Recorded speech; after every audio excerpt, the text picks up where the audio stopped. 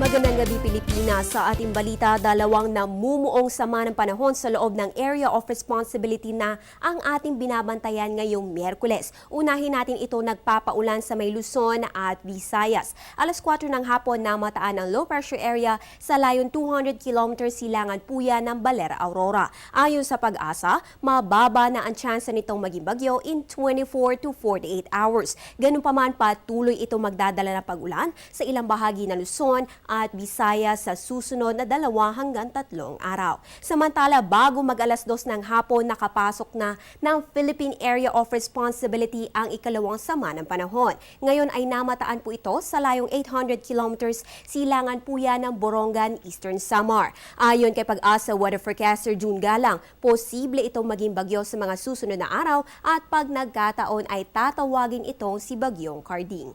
Sa mga susunod na oras, asahan pa rin po ang mga pag-ulan sa malaking bahagi ng Luzon at Visayas, kabila na po dyan ang Metro Manila. Dito naman sa Mindanao, makakaranas po tayo ng fair weather, pero syempre di inaalis ang tsansa na malalakas na pag-ulan dulot ng thunderstorms pagsapit ng hapon o gabi. This Thursday, mga kababayan, narito ang aasahang lagay ng panahon sa mga pangunahing lungsod na bansa. Simulan natin sa Luzon. Mataas na dito sa may Puerto Princesa na may 25 to 29 degrees Celsius at medyo maulan po ang panahon dyan. Mababa naman sa may Baguio City na may 15 to 23 degrees Celsius.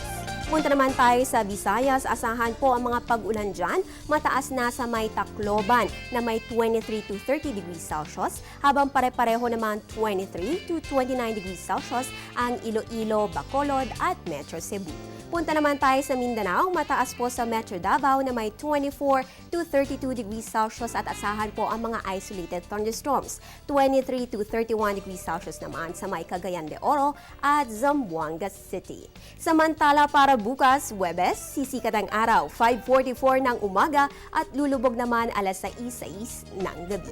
At yan ang latest sa ating panahon. Ugaliin mag-monitor ng weather conditions sa pamamagitan ng Panahon TV Facebook at Twitter accounts. Antabayanan rin ang ating susunod na update mamaya sa Newsline.